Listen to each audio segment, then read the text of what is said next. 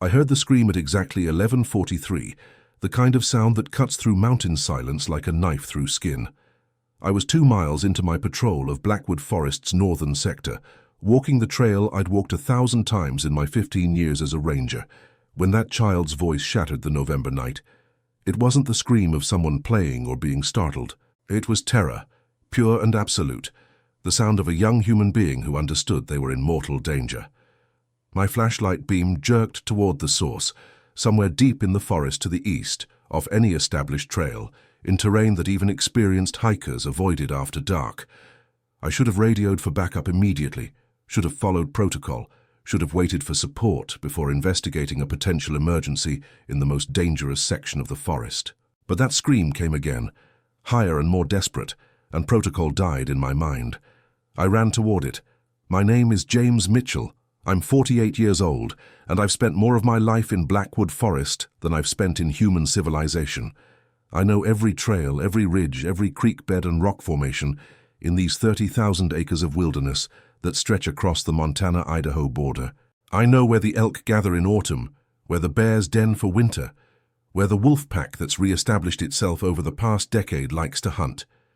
I know this forest's sounds, its rhythms, its dangers, and I knew immediately that a child's scream deep in the woods at night meant something had gone catastrophically wrong.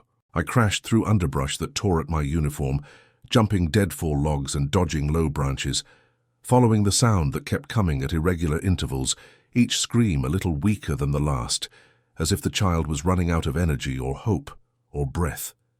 My radio crackled at my hip, but I ignored it, focused entirely on reaching that voice before it stopped completely. The forest was thick here, old-growth pine and fir that blocked out most of the moonlight, forcing me to rely on my flashlight to avoid the obstacles that could break an ankle or crack a skull. I'd been a ranger long enough to know that rushing through dark forest was dangerous, that more people died from falls and collisions than from animal attacks. But I also knew that a child alone in these woods at night wouldn't survive until morning. The temperature had dropped to near freezing, and my breath came in visible clouds as I ran, my lungs burning from exertion and cold air. I'd been in decent shape when I started this patrol 3 hours ago, but running uphill through dense forest while carrying 50 pounds of gear was pushing my middle-aged body to its limits. My radio crackled again, and this time I grabbed it, keying the mic while still running. Ranger Mitchell, Northern Sector, pursuing distress call, child in danger, 2 miles east of Checkpoint 7, requesting immediate backup. I released the mic before dispatch could respond with questions or instructions, shoving the radio back into its holder and focusing on the terrain. The screams had stopped. That silence was worse than the noise had been, suggesting either the child had collapsed from exhaustion or something had found them. I pushed harder, ignoring the burning in my legs and lungs, dodging between trees that seemed to reach for me in the darkness. Then I saw movement ahead, a small figure stumbling between the trees, and I angled toward it, my flashlight beam finally catching a boy who couldn't have been more than 7 or 8 years old, wearing jeans and a light jacket completely inadequate for November mountain weather, his face streaked with tears and dirt and absolute terror. "I've got you," I called out, trying to make my voice calm despite my own fear and exertion. "I'm a ranger, you're safe now." The boy turned toward my voice and my light, and the relief on his face was so profound it nearly broke me. He stumbled toward me, tripping over roots and rocks, and I reached him just as his legs gave out, catching him before he hit the ground. He was shaking violently, from cold and fear and exhaustion, his small body feeling impossibly fragile in my arms. "Wolves," he gasped, his voice barely audible. "There were wolves and they were following me, and I ran, but I couldn't find the trail. And then I heard something bigger, something that growled, and I didn't know what to do." I pulled him against my chest, feeling how cold he was through his inadequate jacket, and scanned the forest around us with my flashlight. That's when I heard it, the sound that confirmed my worst fears and explained why this boy had been screaming with such terror. Howling, multiple voices coming from 3 different directions surrounding us. The Blackwood pack had found prey, and they were coordinating their hunt. I'd encountered the Blackwood wolves many times over the past decade, had tracked them, photographed them, documented their successful re-establishment in this ecosystem, They were magnificent animals, grey wolves that had naturally migrated down from Canada and established a breeding pack in this forest. In all my years of observation, I'd never known them to attack humans. They avoided people, respected boundaries, hunted elk and deer and smaller prey, but I'd also never encountered them at night, in their territory, with a small child who must have seemed like easy prey after the boy had spent hours stumbling through their hunting grounds. The howling came closer, and my flashlight caught eyeshine in the darkness, multiple pairs of eyes reflecting green in the beam, circling us at a distance of maybe 30 yards. I counted at least 5 wolves, possibly more, their bodies just visible as dark shapes moving between the trees. They were assessing us, calculating whether we were worth the risk of confrontation, whether the small human was vulnerable enough to justify attacking despite the presence of a larger, adult human. I pulled the boy tighter against me and started backing away, keeping my flashlight moving to track the wolves' positions, reaching with my free hand for the air horn on my belt that was supposed to scare off aggressive wildlife. The wolves kept pace with us, maintaining their distance but not retreating, and I realized with growing dread that they weren't being deterred by my presence or my light. They wanted the boy, and they were waiting for an opportunity to separate us or for me to make a mistake that would give them an opening. Then I heard the other sound, the one that made my blood turn to ice despite years of experience with forest predators. A deep guttural growl, not wolf but bear, something massive moving through the underbrush to our left, attracted by the commotion and the scent of potential prey. Bears should have been denning by November, should have been deep in hibernation, but warm autumn weather had kept some of them active later than usual, still foraging for calories before winter truly set in. And now one of them, probably a large male, had been drawn to this scene by the sounds of distress and the presence of vulnerable prey.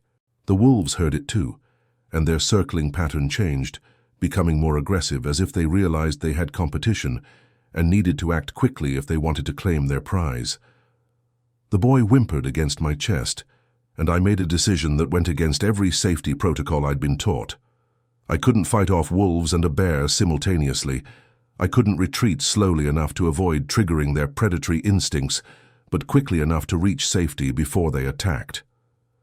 My only option was to run, to carry this boy and move as fast as I could toward my cabin, which was approximately 1.5 miles southwest of our current position, and hope that speed and surprise would let us escape before the predators closed in. I shifted the boy onto my back in a piggyback carry, his thin arms wrapping around my neck, his legs around my waist, and I ran. Not the controlled jog of my earlier pursuit, but a full sprint, burning through the last reserves of energy in my middle-aged legs, crashing through the forest with abandon, making noise that would attract every predator in the area, but hoping speed would matter more than stealth. Behind us, the wolves howled and gave chase, their instincts triggered by our flight, seeing us now as definite prey rather than potential threat. I could hear them running, their paws hitting the forest floor in rhythm, closing the distance because wolves are built for pursuit, and middle-aged men carrying children are not built for speed. My flashlight beam jerked wildly as I ran, catching glimpses of trees and rocks and deadfall that I dodged by instinct more than vision, trusting 15 years of familiarity with this forest to guide my feet even when I couldn't see clearly. The boy was crying against my shoulder, his tears hot on my neck, his small body bouncing with each stride I took. "Hold on," I gasped, barely able to speak and run simultaneously. "Just hold on, we're almost there." It was a lie. We were still over 1 mile from the cabin, and I could feel my legs beginning to fail, my lungs screaming for air I couldn't give them while maintaining this pace. But I couldn't stop, couldn't slow down because the wolves were right behind us and the bear was somewhere in the darkness, and stopping meant dying. My radio was squawking constantly now, dispatch trying to reach me, probably other rangers responding to my emergency call, but I couldn't spare the breath or attention to respond. All I could do was run and pray that my body wouldn't give out before we reached safety. I knew this section of forest, knew that if I could stay on a roughly southwest bearing, I'd hit the service road that led to my cabin within 1/2 mile. The road would give us open ground, better visibility, possibly enough advantage to hold off the wolves until help arrived. I adjusted the boy's weight on my back, feeling his grip loosening as exhaustion overtook his fear, and pushed harder, ignoring the pain radiating through my legs and back. The wolves were so close now I could hear their breathing, the panting that accompanied their pursuit, and I knew they were seconds away from being able to reach us. Without breaking stride, I grabbed the air horn from my belt and triggered it behind me, the piercing blast filling the forest with sound that made the boy scream and my own ears ring. The wolves faltered, startled by the noise, falling back slightly, and I gained maybe 10 seconds of distance. But the air horn's canister was nearly empty from previous use, and I knew I wouldn't get another effective blast from it. 10 seconds was all it had bought me, and then the wolves would close the gap again. Then I saw light ahead, not natural light, but the glow of artificial illumination, and realized I'd reached the service road faster than I'd thought, my panicked sprint having covered ground more quickly than my exhausted mind had calculated. The cabin was visible now, its porch light beacon in the darkness, maybe 300 yards away across open ground that the service road cut through the forest. It was the longest 300 yards of my life. I burst onto the road with the wolves right behind me, close enough that I could hear their teeth snapping, and I made a final desperate sprint toward the cabin. My legs were beyond pain now, beyond exhaustion, operating on nothing but adrenaline and survival instinct. The boy was dead weight on my back, either unconscious or too exhausted to hold on properly, and I wrapped my arms behind me to keep him from falling, running awkwardly, knowing I looked like a wounded animal, and probably triggering every hunting instinct the wolves possessed. Behind me I heard something else hit the road, heavier than wolves, and risked a glance back to see the massive form of a grizzly bear emerging from the tree line, drawn by the chase, its predatory instincts activated by the sight of fleeing prey. The bear was larger than any I'd seen in these woods before, easily 700 pounds, its distinctive shoulder hump making it unmistakable even in the darkness. Grizzlies are faster than people expect, capable of 30-mile-per-hour bursts, and this one was accelerating, following both the wolves and us with the confidence of an apex predator that knew nothing in this forest could challenge it. The wolves scattered sideways as the bear charged past them, their pack hierarchy making them defer to the larger predator, and now it was just me and the boy and a 700-pound grizzly bear closing the final 100 yards to my cabin. I reached the porch steps and nearly collapsed climbing them, my legs finally giving out as I grabbed the door handle and yanked it open, falling through the doorway with the boy still on my back. Behind me, the bear hit the porch with a crash that shook the entire structure, its massive weight making the wooden boards groan, and I kicked the door shut with my last ounce of strength, hearing claws scrape against wood as the bear tested the barrier between us. The cabin was solid, built to withstand mountain weather and occasional wildlife encounters, with heavy timber walls and reinforced doors. But that door wasn't designed to stop a determined grizzly, and I knew we had minutes at best before the bear either broke through or gave up and wandered away. I rolled the boy off my back onto the floor, gasping for air, my vision swimming with exhaustion and oxygen deprivation. The boy was breathing but unconscious, his small body shaking with cold and shock. Outside, the bear was circling the cabin, and I could hear the wolves gathering as well, their howls mixing with the bear's frustrated growls. They'd followed us here, and now we were trapped inside this structure with predators surrounding us and no way to escape. I crawled to the radio base station in the corner, pulling myself up using the desk, and grabbed the microphone with shaking hands. "This is Ranger Mitchell, Cabin 4, Northern Sector," I gasped into the radio. "Emergency situation, child rescued, surrounded by wolves and grizzly bear, need immediate extraction. Please respond." The radio crackled, and dispatcher's voice came through, professional but tinged with urgency. "Ranger Mitchell, we have units en route, ETA 20 minutes. Are you secure?" 20 minutes. It might as well have been 20 hours. I looked at the door, watching it shake as something massive hit it from outside. "Negative on secure," I said. "Bear is attempting to breach the cabin. I have an unconscious child, hypothermic, needs medical attention. If that bear gets through this door before help arrives, we're done." There was a pause on the radio, and I could imagine the calculations dispatch was making. The options they had for a ranger and a child trapped in a cabin with an aggressive grizzly trying to break in and a wolf pack waiting in the shadows. "Ranger Mitchell, You are authorized to use lethal force if necessary. Your service weapon is cleared hot. Backup is moving as fast as possible. I looked at the gun safe in the corner, where my service pistol waited, and felt a wave of dread. I'd drawn that weapon exactly twice in 15 years, both times to scare off aggressive animals, and I'd never fired it outside of training. The thought of shooting the magnificent grizzly or any of the wolves made me feel physically ill. These weren't evil creatures, weren't monsters. They were just animals following their instincts, attracted by the opportunity for an easy meal, doing what predators do. But they were also between me and safety, between this boy and survival, and I knew what I had to do if that door came down.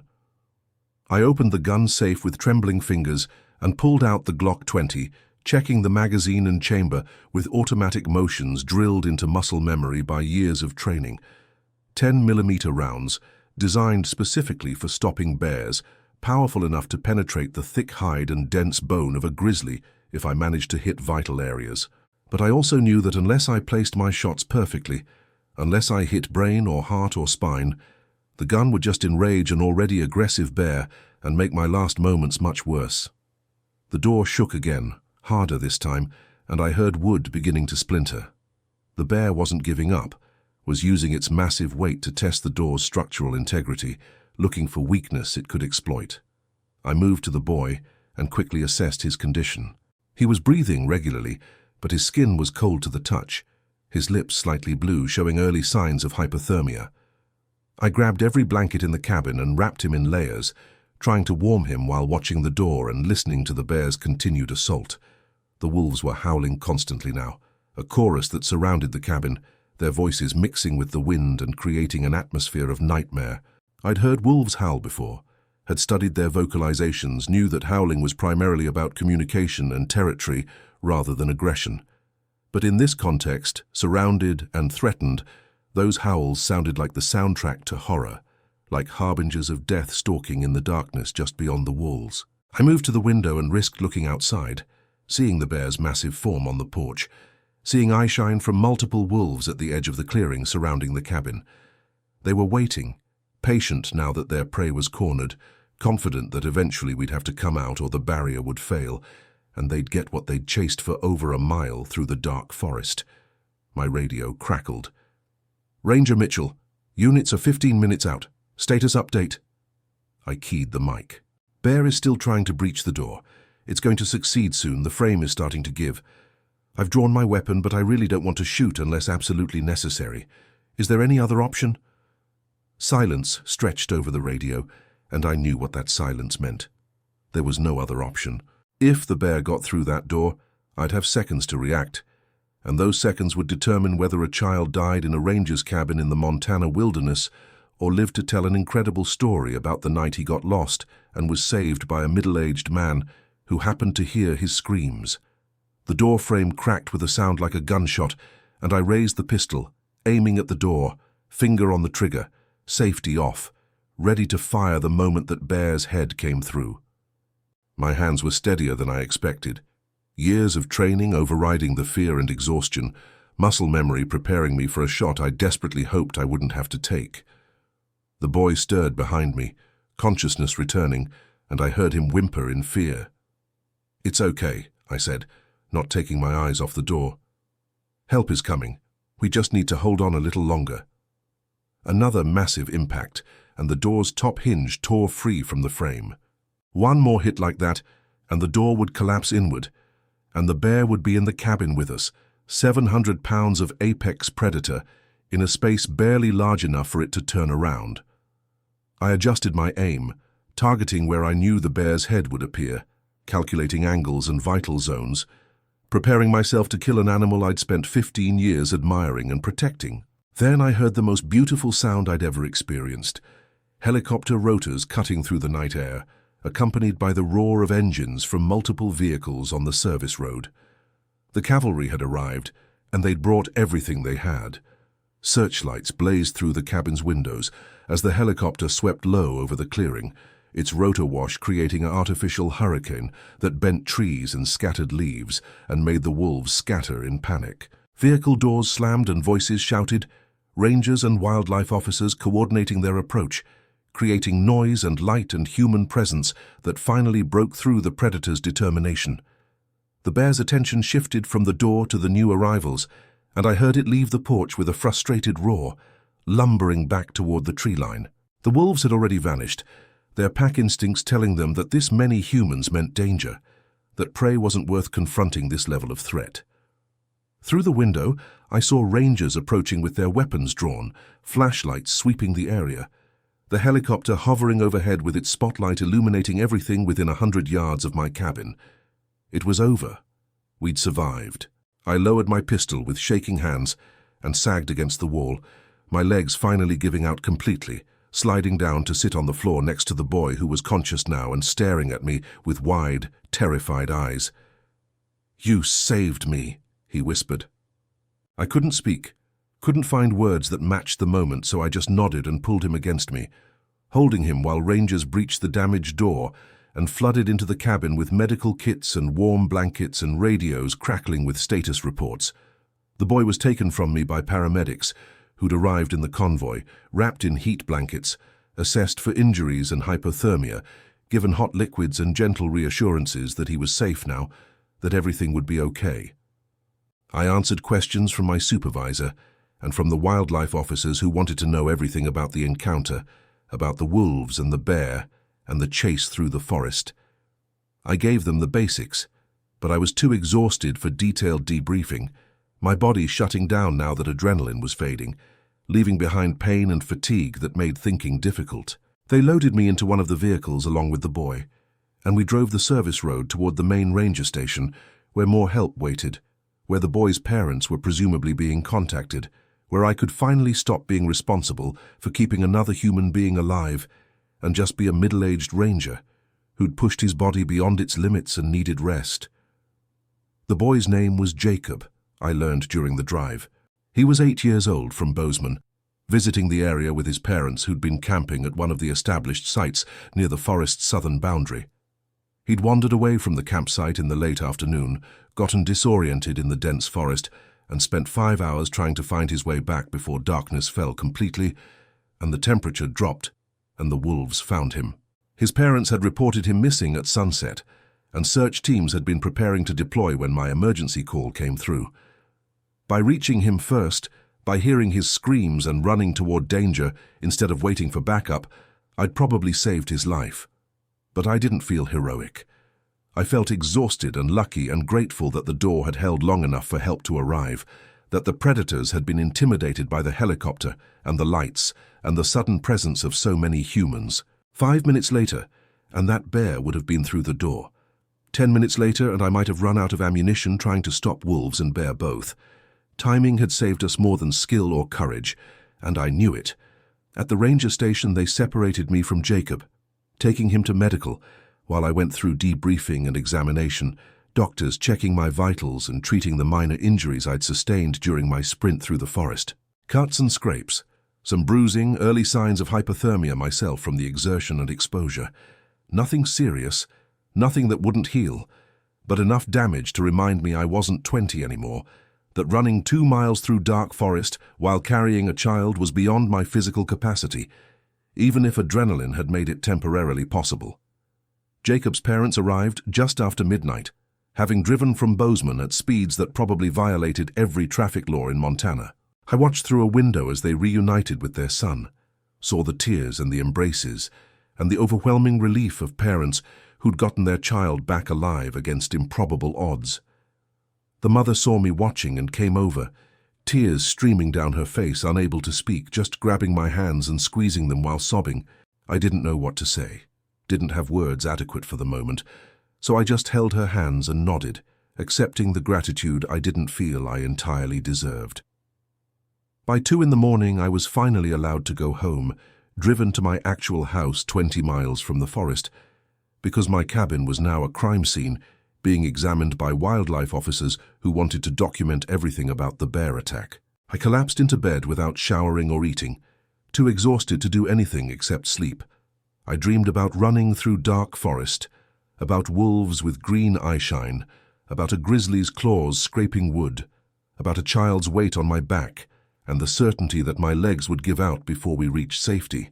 I woke at noon the next day to my phone ringing constantly.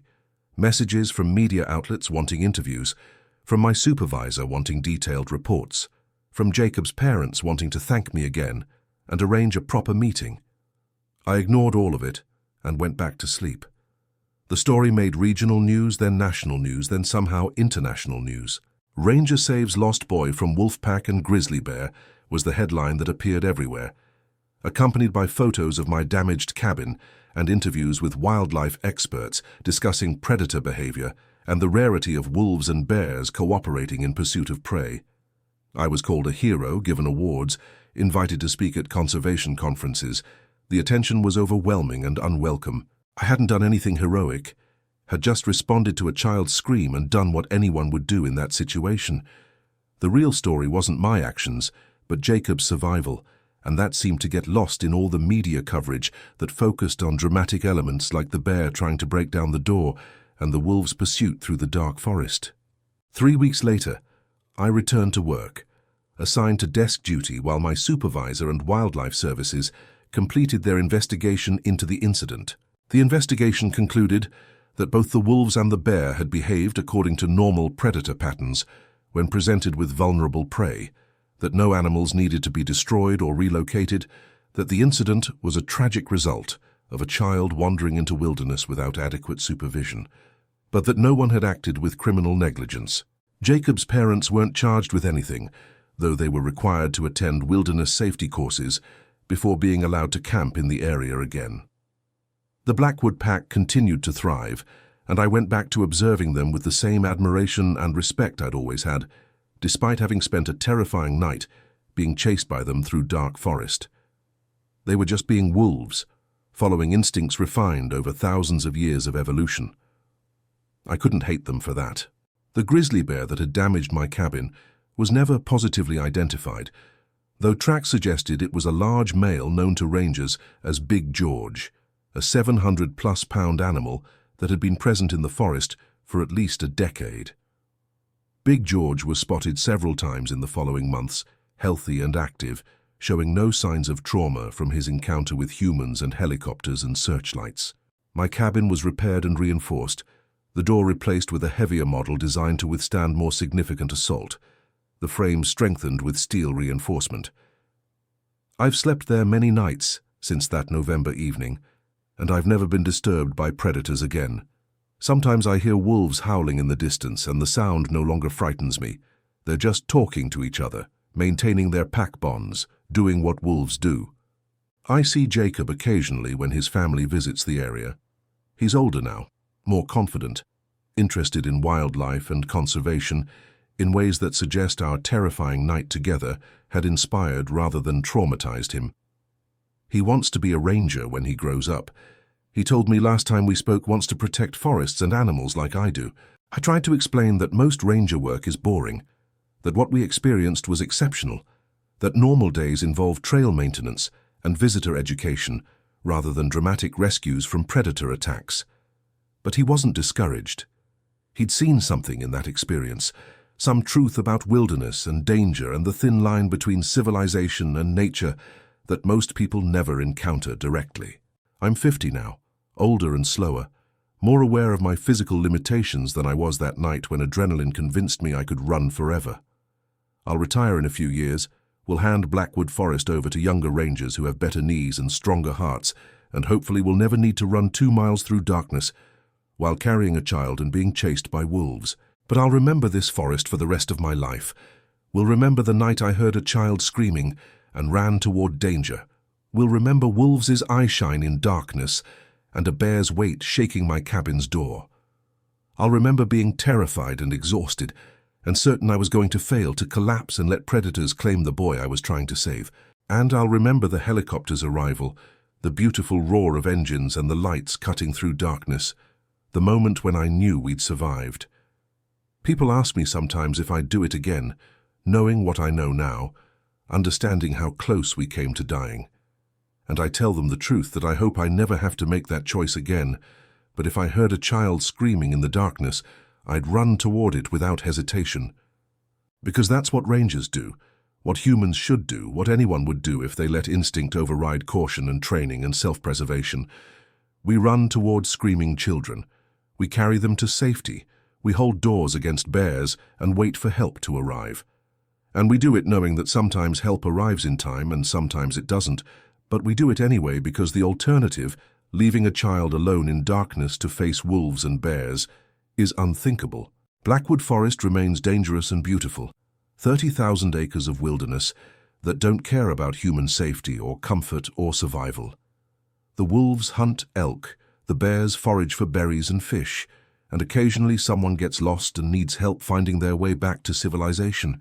Most of the time we reach them before anything bad happens. Sometimes we don't.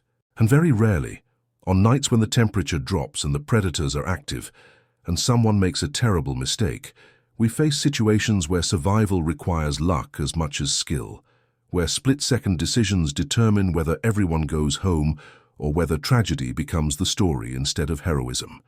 That November night could have ended differently, with headlines about a ranger and a boy killed by predators, about the dangers of wilderness areas and the need for better controls. But it didn't. It ended with Jacob reuniting with his parents, with wolves returning to their hunting, with a grizzly wandering back into forest, with me collapsing into bed and sleeping dreamless for 12 hours.